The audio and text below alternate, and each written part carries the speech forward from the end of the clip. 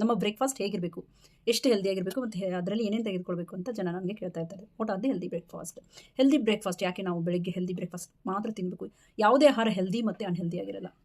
ಯಾಕಂತಂದರೆ ನಾನೊಂದು ಎಕ್ಸಾಂಪಲ್ ಮುಖಾಂತರ ನಿಮಗೆ ನಾನು ಹೇಳೋದಾದರೆ, ಇದು ಕತ್ರಿ ಇದೆಯಲ್ಲ, ಇದು ಕತ್ರಿ ನಾವು ಇದನ್ನು ಪೇಪರ್ ಕಟ್ ಮಾಡೋಕ್ಕೆ, ಯಾವುದಾದ್ರು ಪಾರ್ಸಲ್ ಕಟ್ ಮಾಡೋಕ್ಕೆ ಮತ್ತೆ ಅದಕ್ಕಾದ್ರೆ ಕೂದಲು ಕತ್ತರಿಸೋಕ್ಕೆ ಇದನ್ನು ಯೂಸ್ ಮಾಡ್ತೀವಿ.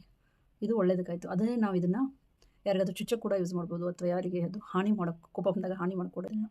ನಾವೇ ತೆಗೆದುಕೊಳ್ಳೋ ಆಹಾರ ನಮ್ಮ ಕ್ವಾಲಿಟಿ, ನಮ್ಮ ಕ್ವಾಂಟಿಟಿ, ನಮ್ಮ ಹೆಲ್ತ್ ಕಂಡೀಷನ್, ನಮ್ಮ ಬ್ಲಡ್ ರಿಪೋರ್ಟ್ ಮತ್ತು ನಿಮ್ಮ ಪರ್ಸ್ನಲ್ ಯಾವುದಾದ್ರು ಕಂಡೀಷನ್ ಮೇಲೆ ಡಿಪೆಂಡ್ ಆಗುತ್ತೆ. ಆವಾಗಲೇ ಅದು ಹೆಲ್ದಿ ಅಂತ ಅನ್ಸ್ಕೊಳುತ್ತೆ. ಯಾಕಂದರೆ ನಿಮ್ಮ ಒಂದು ಲೈಫ್ ಸ್ಟೈಲ್ಗೆ ಅಥವಾ ನಿಮ್ಮ ಬಾಡಿಗೆ ತಕ್ಕಂತೆ ನೀವು ಆಹಾರನ ತೆಗೆದುಕೊಳ್ತಾ ಇದ್ದರೆ, ನಿಮ್ಮ ಪ್ಲೇಟಲ್ಲಿ ಆ ರೀತಿ ಬ್ರೇಕ್ಫಾಸ್ಟ್ ಇದ್ದರೆ ಅದು ಹೆಲ್ದಿ ಅಂತ ಕರೆಸ್ಕೊಳುತ್ತೆ.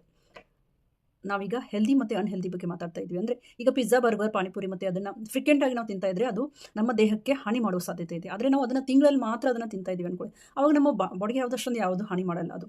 ಜೊತೆಗೆ ನೀವು ಚೆನ್ನಾಗಿ ವರ್ಕೌಟ್ ಮಾಡ್ತಾ ಇದ್ದೀರಾ, ನಿಮ್ಮ ಸ್ಟ್ರೆಸ್, ನಿಮ್ಮ ಮೆಂಟಲ್ ಕಂಡೀಷನ್ ಕೂಡ ಚೆನ್ನಾಗಿ ಇಟ್ಕೊಂಡಿದ್ದೀರಾ ಅಂತಂದರೆ ನಿಮಗೆ ಯಾವ ಹಾನಿ ಆಗಲ್ಲ. ಅದೇ ರೀತಿ ನಾವು ಬಾದಾಮಿ ಮತ್ತು ವಾಲ್ನಟ್, ತುಪ್ಪ ಇದನ್ನೇ ಹೆಲ್ದಿ ಫ್ಯಾಟ್ ಅಂತ ಹೇಳ್ತೀವಿ ಇದನ್ನು.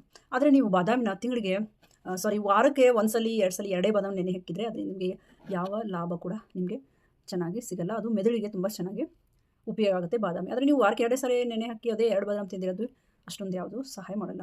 ಮತ್ತು ತುಪ್ಪ ಒಳ್ಳೇದಿದೆ ಅಂದ್ಕೊಂಡು ನೀವು ದಿನಕ್ಕೆ 2 ಚಮಚ ತುಪ್ಪ ಸಾಕು. ಅದೇ ನೀವು ಅದನ್ನು ತುಪ್ಪನ ಎಲ್ಲದರಲ್ಲಿ ಕರೆದು ತಿಂತಾ ಇದ್ದರೆ ಅದು ನಿಮ್ಮ ಹಾರ್ಟ್ ಕಂಡೀಷನ್ಗೆ ಎಫೆಕ್ಟ್ ಆಗೋ ಸಾಧ್ಯತೆ ಇರುತ್ತೆ. ಸೊ ಈ ಥರ ನಾವು ಯಾವುದನ್ನು ಹೆಲ್ದಿ ಅನ್ಹೆಲ್ದಿ ಮಾಡ್ತೀವಲ್ಲ, ಅದು ಈ ಕತ್ರಿತ ಅದು ಅದರ ಮೇಲೆ ಡಿಪೆಂಡ್ ಆಗಿರುತ್ತೆ. ನಿಮ್ಮ ಆಹಾರ ತೆಗೆದುಕೊಳ್ಳಿ, ನಿಮ್ಮ ದೇಹಕ್ಕೆ ಏನು ಬೇಕು, ಎಷ್ಟು ಬೇಕು, ನಿಮ್ಮ ದೇಹಕ್ಕೆ ಏನು ಬೇಕಾಗಿದೆ ಅದು ನಿಮ್ಮ ಪ್ಲೇಟಲ್ಲಿ ಇದ್ದರೆ ಮಾತ್ರ ಅದು ಹೆಲ್ದಿಯಾಗಿ ಕರೆಸ್ಕೊಳುತ್ತೆ. ನಾವು ಬೆಳಗಿನ ತಿಂಡಿ ಬಗ್ಗೆ ಮಾತಾಡೋದಾದರೆ, ಬೆಳಗಿನ ತಿಂಡಿ ನಮ್ಮ ದೇಹಕ್ಕೆ ತುಂಬ ಮುಖ್ಯವಾಗಿದೆ. ಯಾಕಂದರೆ ನಮ್ಮ ದಿನದ ಮೊದಲ ಆಹಾರ, ನಿಮ್ಮ ದಿನ ಶುರುವಾಗೋದೇ ನಿಮ್ಮ ಬ್ರೇಕ್ಫಾಸ್ಟ್. ಅದೇ ನಿಮ್ಮ ಟೋನ್ನ ಸೆಟ್ ಮಾಡುತ್ತೆ. ನೀವು ಅದನ್ನು ಅನ್ಹೆಲ್ದಿ ಬ್ರೇಕ್ಫಾಸ್ಟ್ ತಿಂದರೆ ನಿಮಗೆ ಲೆಸಿನೆಸ್ ಫೀಲ್ ಆಗ್ಬೋದು, ಅಥವಾ ನಿಮಗೆ ಆಫೀಸಲ್ಲಿ ನಿದ್ದೆ ಬರ್ಬೋದು, ಕ್ಲಾಸಲ್ಲಿ ನಿದ್ದೆ ಬರ್ಬೋದು, ನೀವು ಪ್ರೊಡಕ್ಟಿವ್ ಫೀಲ್ ಮಾಡದೇ ಇರ್ಬೋದು, ಫೋಕಸ್ ಕಡಿಮೆ ಅನಿಸ್ಬೋದು, ಮೂಡ್ ಸ್ವಿಂಗ್ ಆಗ್ಬೋದು ನಿಮಗೆ. ಆದರೆ ಇದರ ಅರ್ಥ ನಿಮ್ಮ ಲಂಚ್ ಮತ್ತು ಡಿನ್ನರ್ ನೀವು ಏನಾದರೂ ತೊಗೋಬೋದು ಅಂತ ಅಲ್ಲ, ಅದು ಕೂಡ ಬ್ಯಾಲೆನ್ಸ್ಡ್ ಆಗಿರಬೇಕು, ಅದು ಹೆಲ್ದಿಯಾಗೇ ಇರಬೇಕು. ಯೂಸ್ವಲಿ ನಮ್ಮ ಇಂಡಿಯನ್ ಬ್ರೇಕ್ಫಾಸ್ಟ್ ಹೇಗಿರುತ್ತೆ, ಇಡ್ಲಿ, ದೋಸೆ, ಉಪ್ಮಾ, ಪೋಹಾ, ಪರಾಠ ಅಥವಾ ಬೇರೆ ಬೇರೆ ಸ್ಟೇಟ್ಗೆ ತಕ್ಕಂತೆ ಅದು ಇರ್ತದೆ. ಇದು ಇಲ್ಲಿ ಎಲ್ಲಿ ಇದ್ದರೂ ಕೂಡ ಅದು ನಮಗೆ ನಮ್ಮ ದೇಹಕ್ಕೆ ಯೂಸ್ವಲಿ ನಮ್ಮ ಇಂಡಿಯನ್ ಬ್ರೇಕ್ಫಾಸ್ಟ್ ಕಾರ್ಬೋಹೈಡ್ರೇಟ್ ಆಗಿರುತ್ತೆ. ಬಟ್ ನಮಗೆ ಫ್ಯಾಟ್, ಪ್ರೋಟೀನ್, ಫೈಬರ್, ಕಾರ್ಬೋಹೈಡ್ರೇಟ್ 4 ಬೇಕಲ್ವಾ. ಬೆಳಗಿನ ಬ್ರೇಕ್ಫಾಸ್ಟಲ್ಲಿ ಕಾರ್ಬೋಹೈಡ್ರೇಟ್ ಜೊತೆಗೆ ಫ್ಯಾಟ್, ನೀವೇನಾದರೂ ಅದನ್ನು ತುಪ್ಪದಲ್ಲಿ ಮಾಡಿದರೆ ನಿಮಗೆ ಫ್ಯಾಟ್ ಸಿಕ್ತು.